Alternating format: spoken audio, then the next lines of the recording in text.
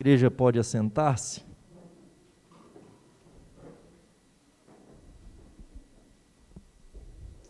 Querido, quero convidá-lo a abrir sua Bíblia comigo no Evangelho segundo Marcos. Marcos, capítulo de número 12. Aqueles que nos visitam, nós temos feito a exposição do Evangelho de Marcos ao longo dos últimos meses, para não dizer ano, né? Estamos caminhando para o final do Evangelho. Marcos 12, dos versos 38 a 44. Marcos capítulo 12, leremos dos versos 38 a 44. Diz assim a palavra do Senhor. E ao ensinar dizia ele: guardai-vos dos escribas que gostam de andar com vestes talares e das saudações nas praças, e das primeiras cadeiras nas sinagogas, e dos primeiros lugares nos banquetes, os quais devoram as casas das viúvas, e para o justificar fazem longas orações. Estes sofrerão juízo muito mais severo. Assentado diante do gasofilácio, observava Jesus como o povo lançava ali o dinheiro. Ora, muitos ricos depositavam grandes quantias. Vindo, porém, uma viúva pobre, depositou 2 pequenas moedas, correspondentes a 1 quadrante. E chamando seus discípulos, disse-lhes: em verdade vos digo que essa viúva pobre depositou no gasofilácio mais do que o fizeram todos os ofertantes, porque todos eles ofertavam do que lhes sobrava. Ela, porém, da sua pobreza, deu tudo quanto possuía, todo o seu sustento. O tema da mensagem dessa noite é uma questão de honra. Uma questão de honra. Quando nós olhamos para a lei do Senhor, de fato, o resumo da lei está relacionado ao amor.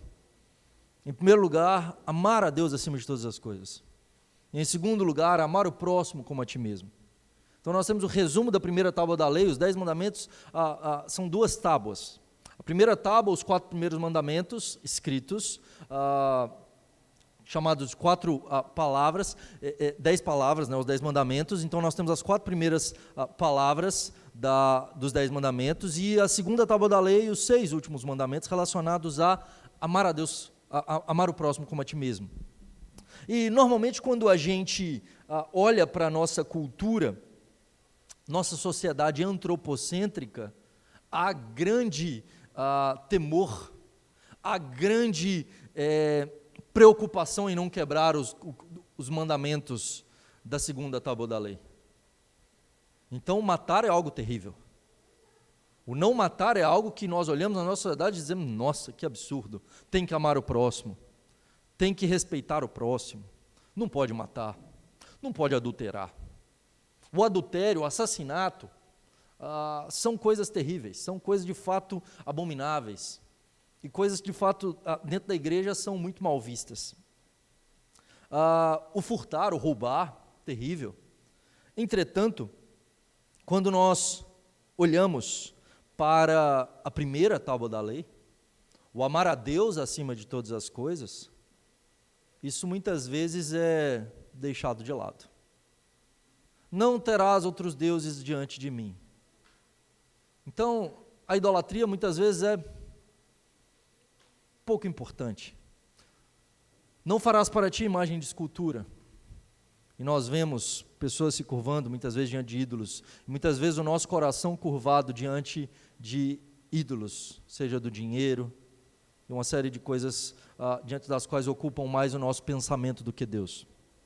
E a gente não se preocupa de ter o nosso pensamento e o nosso coração, a nossa vida sendo ocupada e mais cheia de outras coisas que não o Senhor. Terceiro mandamento: não tomarás o nome do teu Deus em vão. As pessoas ignoram essa questão de honrar o nome de Deus. Tomar o nome de Deus em vão é justamente honrar o nome de Deus. Nós levamos o nome de Deus e as pessoas olham para nós como filhos de Deus. E quando nós não agimos em conformidade com a lei do Senhor, sendo chamados filhos de Deus, nós desonramos o nome do Senhor, nós levamos o nome de Deus em vão e profanamos o nome do Senhor por onde passamos. Quarto mandamento, lembra-te do dia do Senhor para o santificar, e a gente não está nem aí para o dia do Senhor, e nós profanamos o dia do Senhor, e nós usamos o dia do Senhor como bem entendemos, e quebramos a primeira tábua da lei tranquilamente, sem dor na consciência. Não matar é algo terrível. Aliás, matar é algo terrível. Matar é algo terrível. Adulterar é algo terrível. Essas coisas nós levamos a sério. Mas honrar a Deus não. Qual que é o primeiro mandamento? Qual que é o resumo do maior mandamento? Amar a Deus acima de todas as coisas. Muito mais do que amar o próximo. Então o que é mais importante? O que é mais grave? Matar ou profanar o nome do Senhor? O que é mais grave? Adulterar ou não honrar o Senhor com a minha vida? Não estou dizendo que matar e adulterar são pecados menos graves, eles são gravíssimos. A gente trata eles da maneira certa. Eu estou dizendo que nós perdemos a noção da gravidade de não ter o Senhor como centro. É sobre isso que o Senhor Jesus ele vai ensinar aqui para nós nesse texto. Nós estamos na última semana do nosso Senhor Jesus Cristo. Semana passada nós vimos que agora Ele está no templo ensinando. É terça-feira. Sexta-feira Ele vai ser crucificado. Sexta-feira o Senhor Jesus será pregado numa cruz. E nessa terça-feira Ele já explicou que Ele é filho de Davi e também Senhor de Davi. E agora, como lidar com esse filho de Davi e Senhor de Davi? Como que eu me achego diante dele? Qual reação eu posso ter diante do Cristo? Como que eu o vejo? E ele então vai dar dois exemplos e dois tipos de pessoas para nós. Ele vai falar dos escribas e ele vai falar da viúva pobre. Como dois tipos de pessoas e como elas se portam diante de Deus.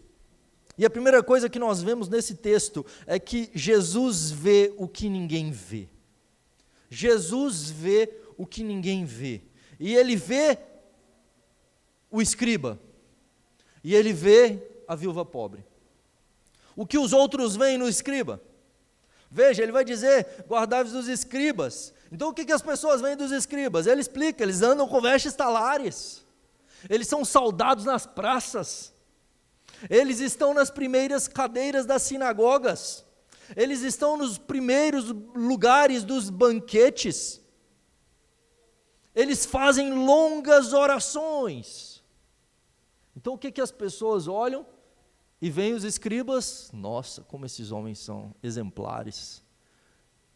Que homem de Deus. Que homem precioso. Mas são homens que não adoram a Deus, eles não honram a Deus, eles, pelo contrário, eles honram a si mesmos.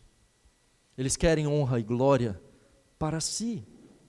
O Talmud ensina os judeus como se portar na presença de um rabino.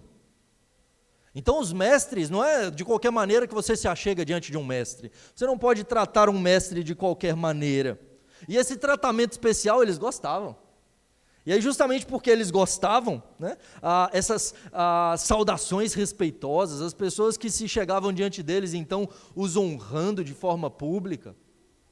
Esses homens que gostavam dos melhores lugares. E Jesus vai dizer, eles usam vestes talares, eles usam essas grandes vestes, e eles usavam essas franjas da veste, né, essas borlas das vestes grandes, maiores, para serem vistos mesmos. E a ideia é de alguém que aparentemente estava obedecendo à lei, porque Números capítulo 15, verso 38, diz assim, fala aos filhos de Israel e dize-lhes que nos cantos das suas vestes façam borlas pelas suas gerações, e as borlas em cada canto presas por um cordão azul. O que eles faziam? Em cumprimento à lei, eles faziam essas franjas excessivamente grandes, a fim de que as pessoas olhassem para eles e vissem a sua santidade, e vissem como se eles fossem de fato grandes homens extremamente reverentes à lei do Senhor. Esses homens gostam das saudações nas praças, Veja, a praça era o local onde a vida acontecia naquela época. Era onde as negociações e o comércio acontecia. Esses homens iam para as praças vestidos com essas vestes. Qual que é o propósito dele? Que as pessoas olhassem para ele e falassem: olha, está chegando aqui um grande homem de Deus, uma autoridade do nosso povo. Está chegando aqui o rabino. Ele é mestre entre nós. Então eles usavam essa fachada.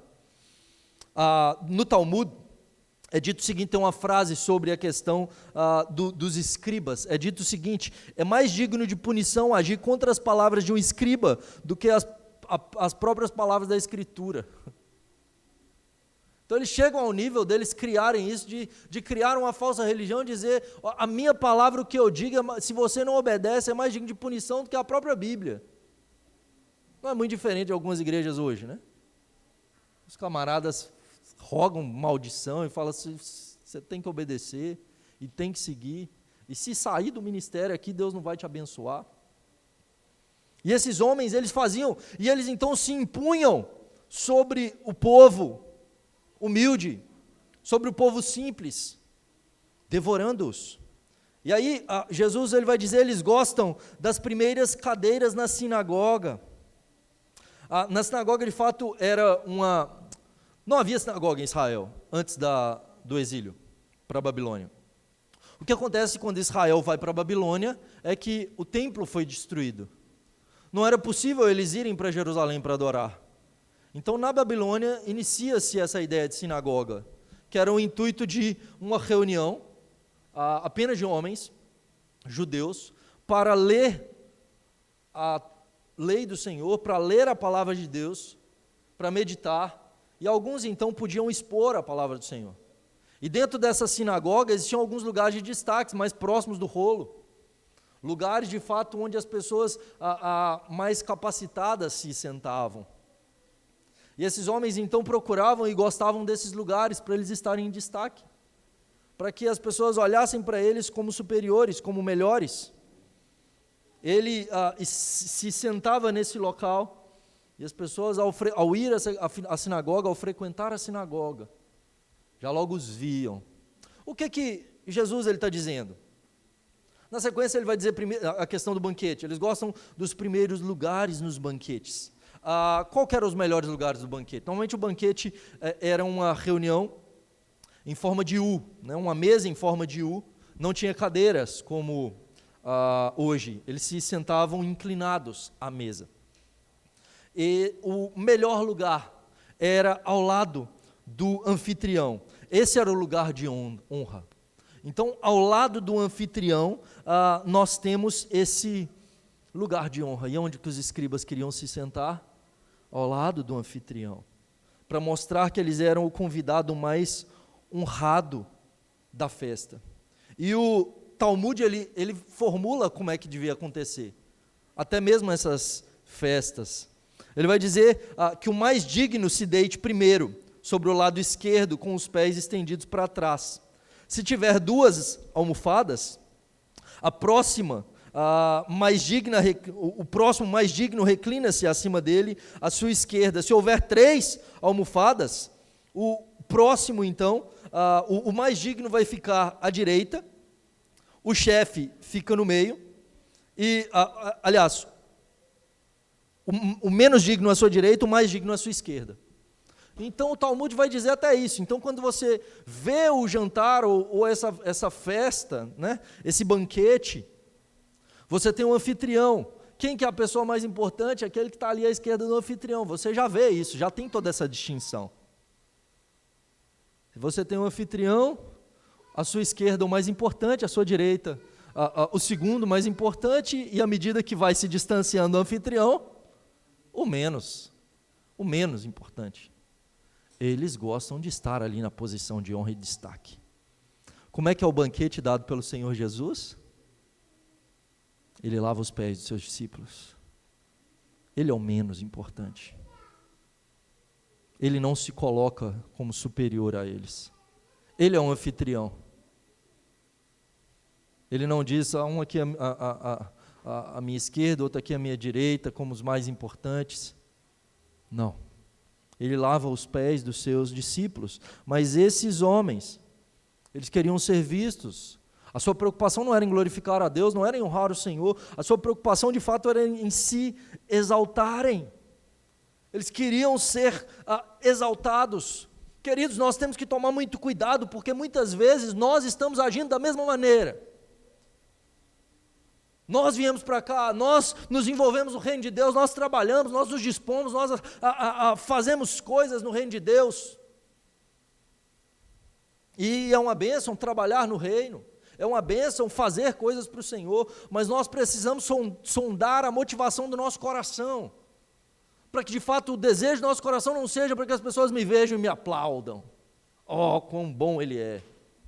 E a gente gosta disso, queridos. Como nós gostamos. A começar do pastor, a começar do pregador. É algo que constantemente eu tenho que sondar o meu coração. Por que eu faço o que eu faço?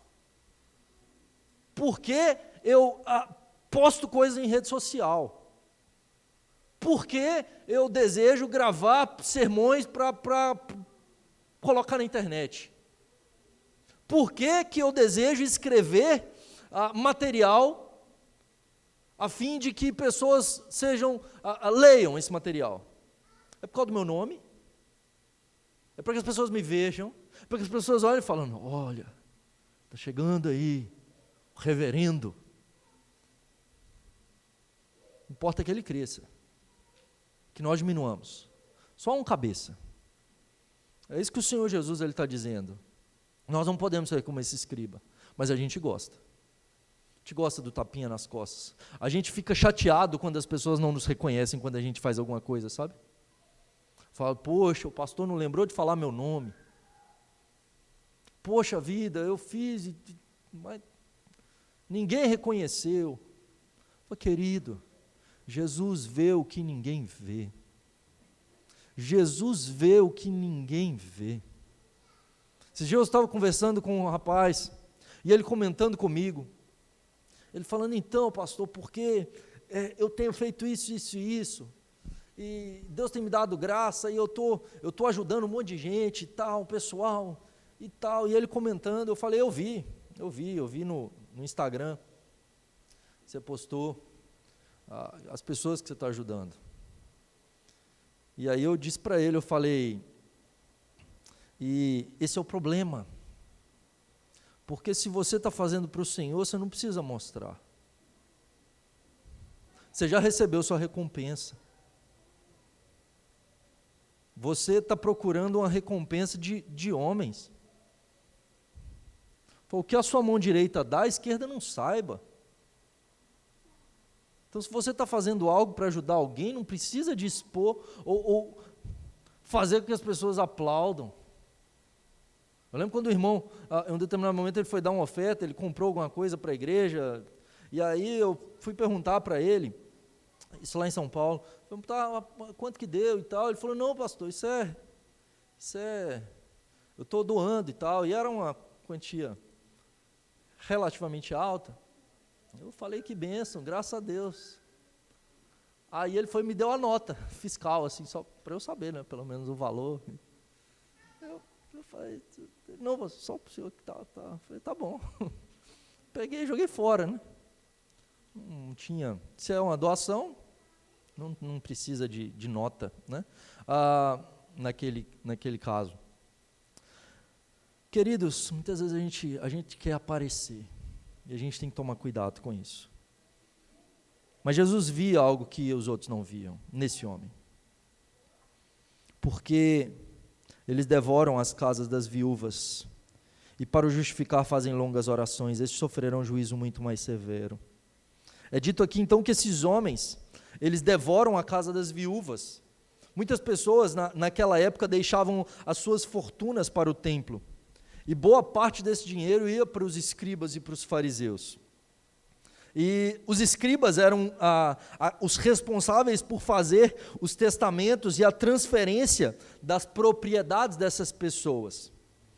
De modo que muitas vezes eles atraíam as viúvas para as suas casas ao templo. E então eles tomavam o produto da venda para si próprios. E o que eles faziam? Para se mostrarem piedosos, eles faziam longas orações. Então as pessoas, naquela época, ao olhar para um escriba e as longas orações que eles faziam, eles diziam: esse homem é muito espiritual, esse homem tem muita intimidade com Deus, o que ele deve estar falando deve ser a vontade de Deus. Eles faziam longas orações no intuito de devorar as viúvas, no intuito de crescer, no intuito de serem exaltados, e usavam das suas orações como oportunidades para cometer um crime. E o texto diz para nós: estes sofrerão juízo muito mais severo, eles sofrerão maior condenação. Jesus vê o que ninguém vê, queridos. Não adianta a gente querer esconder, não adianta a gente querer usar uma veste de santidade, se a motivação do nosso coração, se a nossa alma não está curvada diante do Senhor, para honrá-lo e para glorificá-lo, de nada vale, de nada vale. Nós precisamos entender isso. Ele conhece o nosso coração e a nossa motivação. Algum sentimento que precisa ser mudado na sua vida.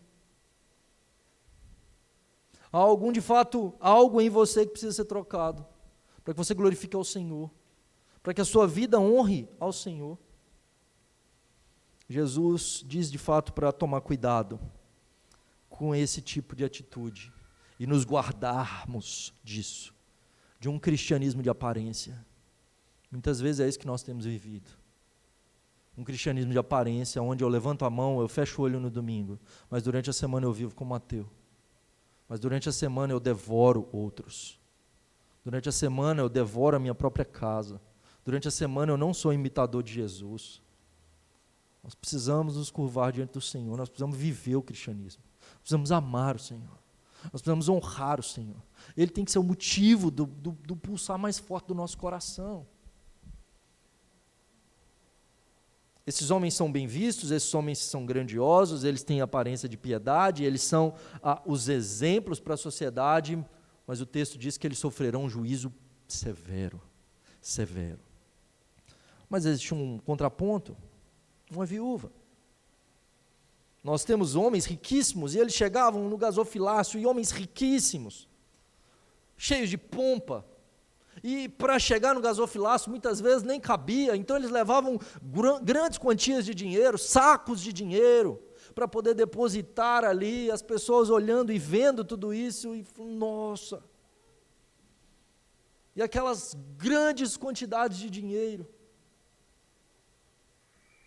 E vem uma viúva pobre, é dito para nós, vindo porém uma viúva pobre, depositou 2 pequenas moedas, correspondentes a 1 quadrante. Então veja, o Senhor Jesus, Ele chama essa mulher de uma viúva pobre. A palavra usada aqui pelo evangelista Marcos é a palavra ptokos. E a palavra ptokos no grego não é uma pobreza qualquer, porque tem pobre e pobre em grego. A pior pobreza no grego é o ptokos, que é usada em Mateus 5,3. Bem-aventurados os pobres de espírito, porque deles é o reino dos céus. Ptokos, né? No plural ali, ptokoi.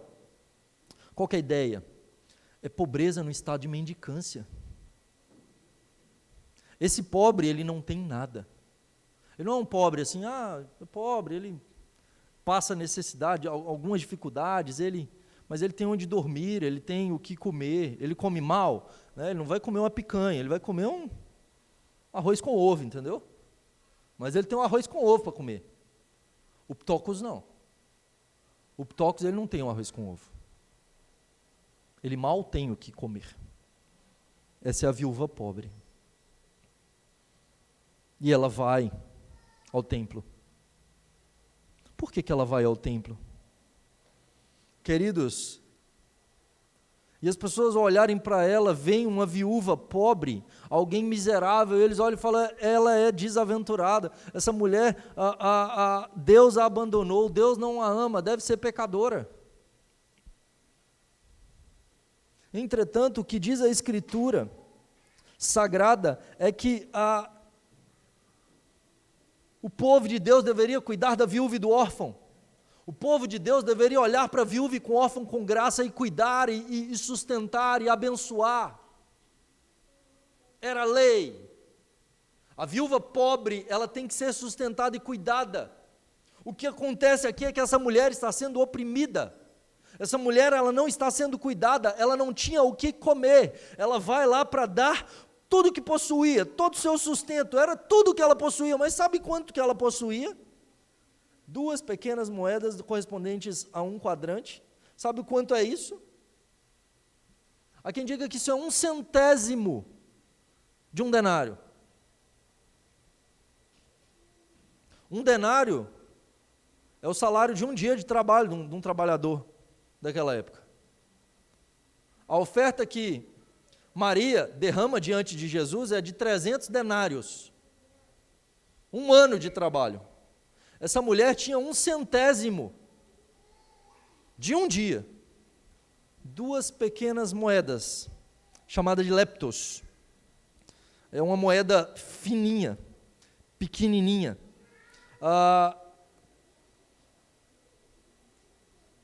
Uma moeda dessa, 1/100º, então ela tinha 1/50º de um denário. 8 horas de trabalho, vamos supor. Então dava minutos, é o que ela tinha, centavos. O que ela doa são centavos. É isso que ela oferece ali naquele local.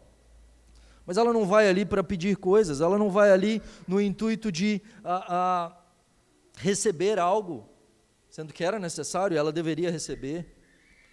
Essa mulher oferece tudo que ela tem ao Senhor. Uma série de pessoas em uma cena de circo, querendo aparecer como pavões ali. Essa mulher ela não quer aparecer. Ao contrário, ela não tem nada, mas ela entrega tudo que ela tem. Ela dá muito mais do que aqueles. E é dito para nós que o Senhor Jesus vê aquela mulher. Ele vê o que ninguém vê. Ele olha para os desfavorecidos, ele vê as injustiças, ele recompensa o esforço, ele vê o sacrifício daquela mulher.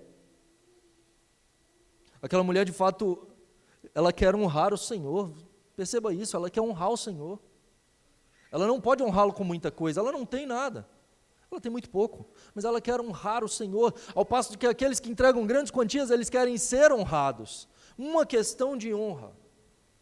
O cristianismo não se trata de quanto eu dou, quanto eu tenho, ou quem eu sou, mas diante de quem os meus joelhos estão curvados. Se o meu coração é do Senhor, ou se o centro está em mim.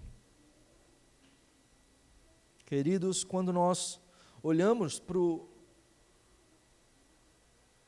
cristianismo, é isso que Deus deseja de nós, uma questão de honra, de honrar ao Senhor. Malaquias, capítulo 1, é dito lá, o filho honra o pai e o servo ao seu senhor. Se eu sou o pai, onde está a minha honra? Se eu sou o Senhor, onde está o respeito para comigo? Então ele se dirige aos sacerdotes, leia o livro de Malaquias, você vai entender a questão do culto, que deve ser centrado no Senhor para honrar ao Senhor. E ele diz, é melhor fechar as portas, se você não está disposto a me honrar. De modo que o que nós fazemos, e quando nós ofertamos ao Senhor, Deus não aceita simplesmente a oferta, mas o ofertante. É isso que acontece com Caim e Abel. A questão de Caim e Abel é que de fato Abel tem um coração voltado para o Senhor e Caim não. Deus aceita a oferta de Abel, Deus rejeita a oferta de Caim. E há quem diga não, porque a oferta de Abel tinha sangue, a de Caim não tinha, mas você tem a oferta de manjares, você tem muitas ofertas sem sangue na lei. Não tem a ver com derramamento de sangue ali, mas com o coração do ofertante, com o coração do adorador. Nós precisamos, de fato, oferecer adoração que honra o Senhor, vida que honra o Senhor, culto que honra o Senhor. Essa igreja está começando, meus irmãos. E às vezes a gente vem para a igreja e a gente quer uma nova igreja, ou a gente fala assim, mas aqui é bênção, aqui é diferente, nossa, o espaço aqui é o hotel e tudo mais. Não é a estrutura que vai transformar o culto e vai fazê-lo melhor. Não é o tipo de música tocada aqui que vai fazer o culto melhor. Não é o culto, não é o formato que faz boa adoração. Não é boa adoração que faz bons adoradores. O pastor da igreja da Coreia, ele usou essa frase lá em São Paulo, ele disse, boa adoração não faz bons adoradores fazem boa adoração. Então, um coração voltado para o Senhor faz de fato com que esse culto seja um culto agradável a Deus. Não a forma, não meramente o estar aqui, mas verdadeira adoração partindo do nosso coração. Quando Deus pede de Abraão Isaque, ele fala assim, me oferece Isaque, me oferece seu melhor, me oferece tudo que você tem. Deus não queria nunca o Isaque, o propósito de Deus não era Isaque. A questão não era Isaque, mas a questão estava no coração de Abraão. Você vai me honrar mais do que todas as coisas, você vai me amar mais do que seu filho a quem você ama. O que é que nós amamos mais, queridos?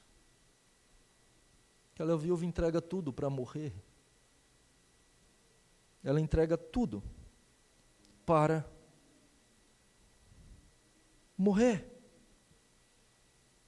Todos ofertaram do que lhe sobrava. Ela, porém, da sua pobreza, deu tudo quanto possuía, todo o seu sustento. Hoje pela manhã, na aula, na primeira igreja, eu falava sobre a questão da necessidade do discipulado e de viver o cristianismo, de viver o evangelho. Queridos, nós estamos é uma plantação de igreja. Nós plantamos uma igreja em Diadema, do ano de 2013 até o ano de 2017. Muita batalha. Batalha espiritual, ferrenha, acontecendo. O primeiro batismo que houve, roubaram o nosso carro, a mão armada, 1 hora antes do culto, renderam a Marina, levaram tudo, e todo batismo tinha alguma coisa.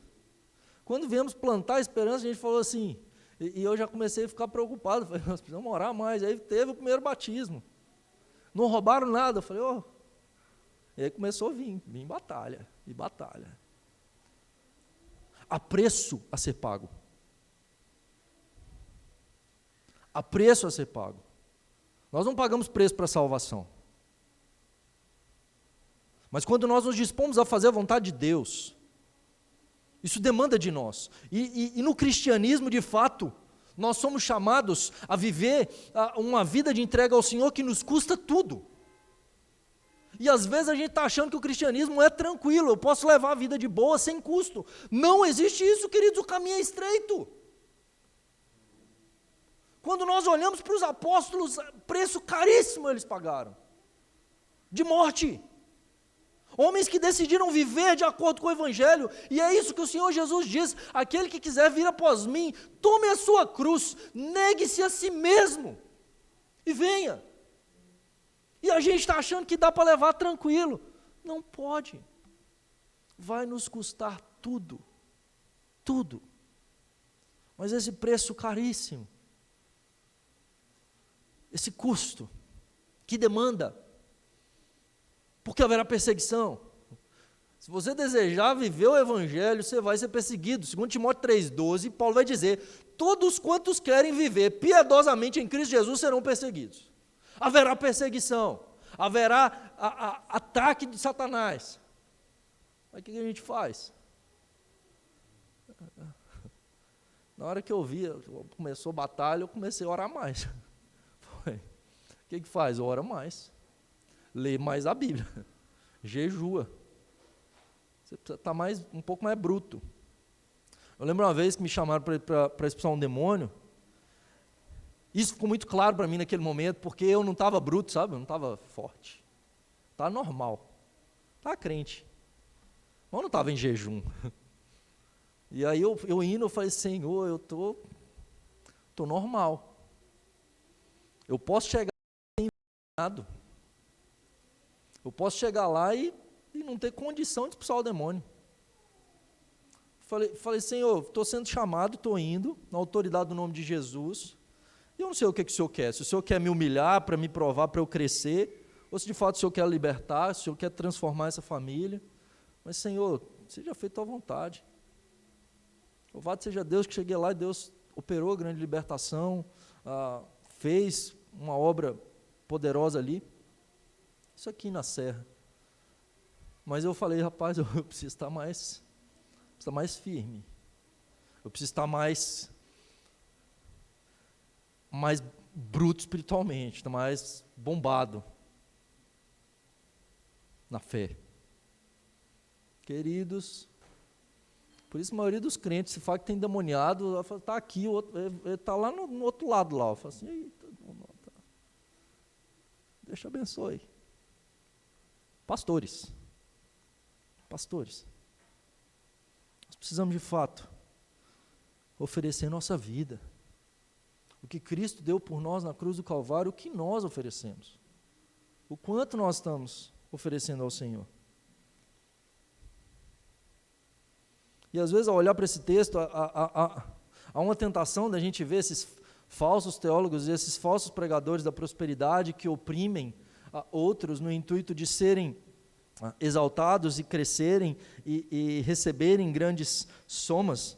E certa feita, o John Piper, questionaram John Piper sobre a questão de que ele então falasse o nome desses homens que se colocavam como grandes, mas que eram falsos, parecidos com esses escribas, e a resposta dele foi, o primeiro nome a ser citado é o meu. Tu tem que citar algum nome de alguém que não presta, o primeiro a ser citado é o meu. E de fato, queridos, se a gente não matar, se nossa velha natureza não morrer diariamente, não vai. Eu digo isso porque o desejo do meu coração é que esse trabalho frutifique, é que essa igreja gere frutos. Eu tenho falado isso. O nosso desejo para a Igreja Presbiteriana Esperança é que Deus tem colocado no meu coração. E creio que vem dele, porque eu nunca tive isso. Quando nós plantamos a igreja em Diadema, eu não tinha esse desejo. De fato é que essa igreja seja um celeiro. Que essa igreja, ela seja uma igreja da cidade. Que essa igreja seja uma igreja missionária que planta outras. Uma igreja que influencia a cidade, criando uma escola. Uma igreja que serve. Uma igreja disposta a ser instrumento nas mãos do Senhor. E uma igreja que evangeliza e discipula, onde cada membro é um missionário. Mas para fazer isso, queridos, é muito difícil. Por quê? Porque dá mais trabalho. Simplesmente ser uma igreja movida por culto, e aí enche aqui no domingo uma bênção, e a gente faz um louvor bonito e bacana, e uma mensagem aqui poderosa, e é uma bênção. Mas não pode ser só isso. Uma igreja que evangeliza e discipula é na semana, nós aqui, sendo igreja, onde estivermos, abrir a palavra do Senhor lá e poder discipular outros e poder fazer discípulos. E aqui não só o pastor fazendo discípulos e discipulando, de fato o meu propósito é poder sentar com vocês e discipular vocês, ser uma igreja movida por discipulado, mas cada cristão aqui fazendo discípulo com outros. É isso que Jesus faz com os 12. Ele gasta muito mais tempo com os 12 do que com qualquer outra coisa, e a partir dos 12, todos o abandonam. A partir dos 12, ali no cenáculo, ali depois, quando o Espírito Santo vem sobre eles, a igreja cresce. Porque os crentes pregavam, porque os apóstolos discipulavam, e esses discípulos faziam discípulos.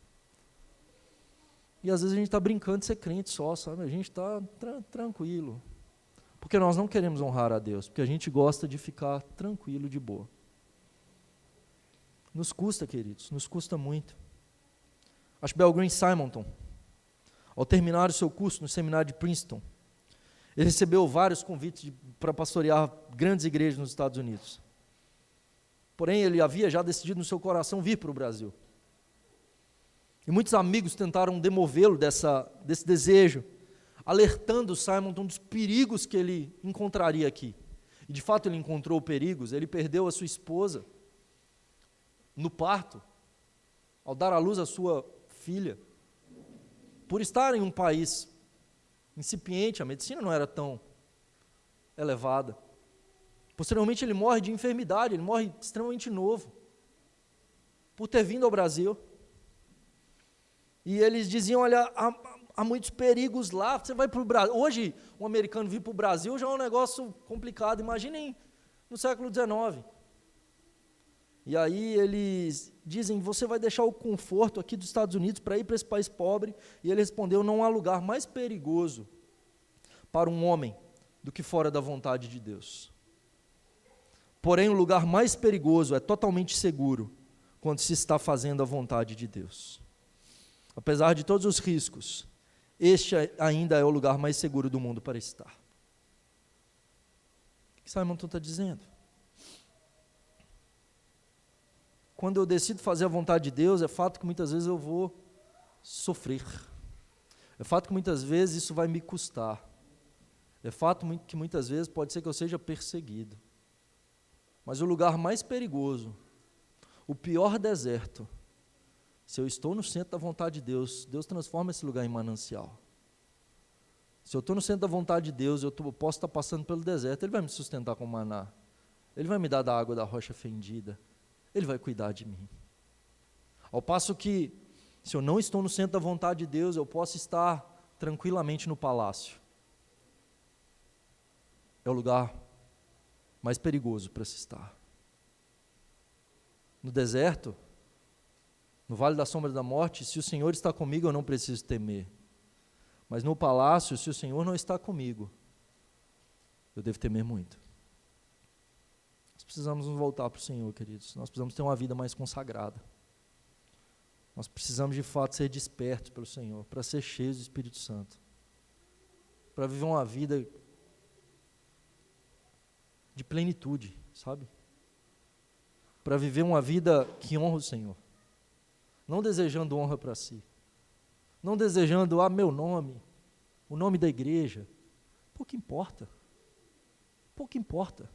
Nós vamos morrer. A gente é pó.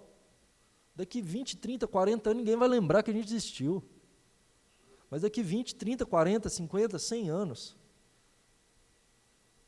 se por meio da nossa vida, pessoas ainda estiverem sendo alcançadas,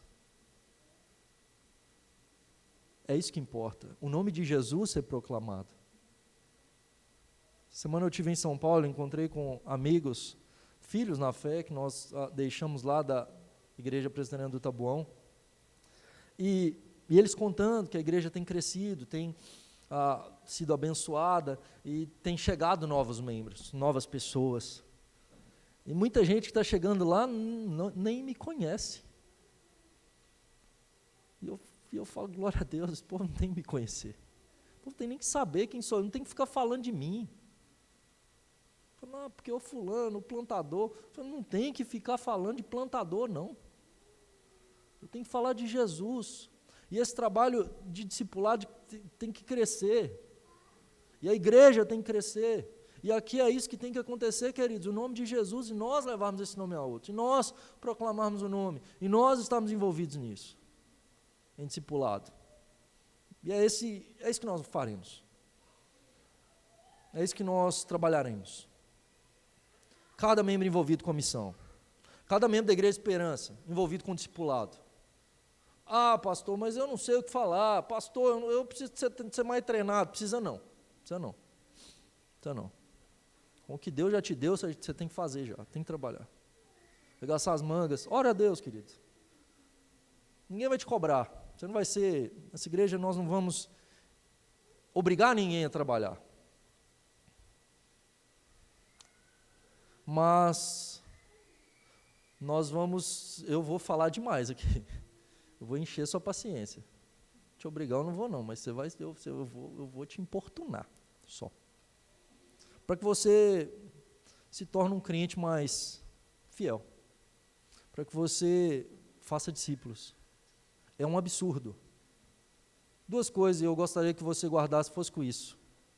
Dormisse com esse barulho, né? 2 coisas que é inadmissível para um crente, é não ter um filho na fé, não ter lido a Bíblia inteira.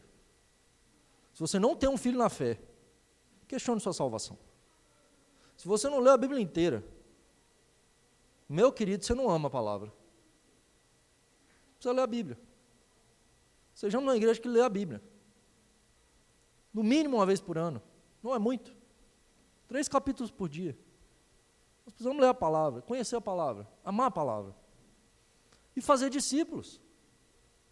E estar disponível e disposto na mão do Senhor para pregar o Evangelho, para anunciar o Evangelho a outros. A gente fala que ama Jesus, a gente fala que Jesus morreu por nós, que Ele fez coisa grandiosa, mas a gente não está nem aí para as pessoas indo para o inferno. A gente não está nem aí para a pessoa que está do meu lado e ela não conhece Cristo. Que Deus use sua vida para alcançar alguém essa semana. Falei hoje pela manhã, é fácil, para evangelizar? Vou te dar a dica, vou te dar o bizu, como tem gente que fala.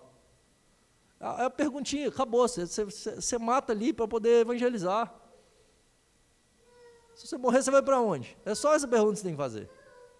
Você está conversando, não sei o quê, Flamengo e tal, aí você entra nessa e fala, rapaz, se você morrer, você vai para onde? Pronto. O cara já vai, fala assim, rapaz, e então? Pois é, você acha que você merece para o céu?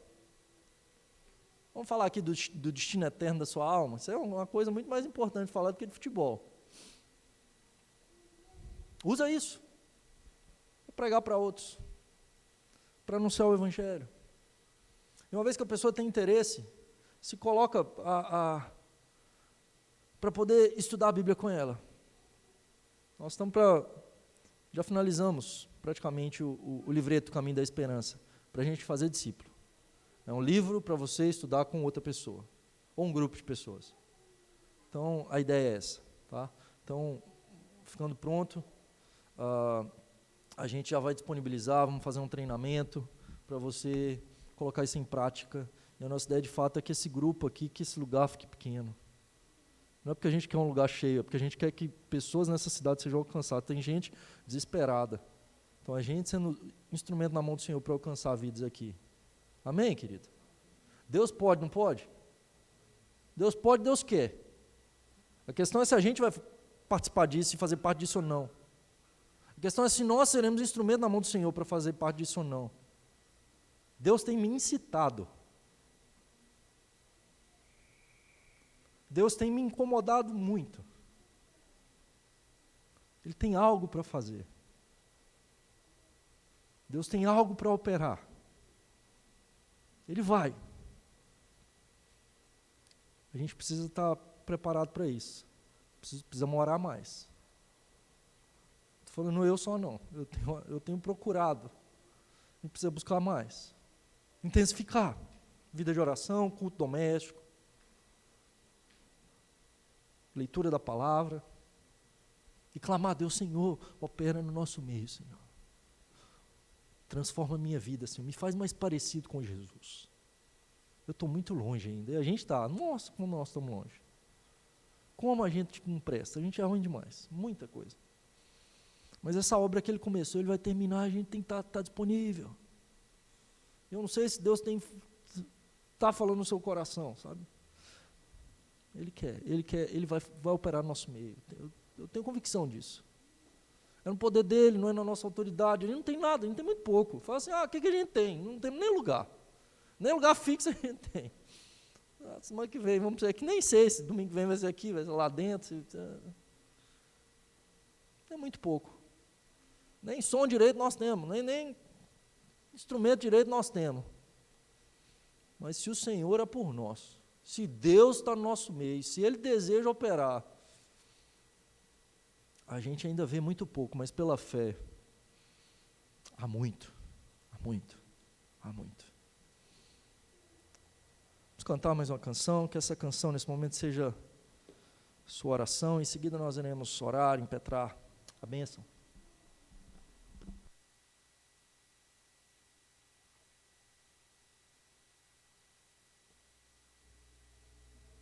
Enquanto cantamos,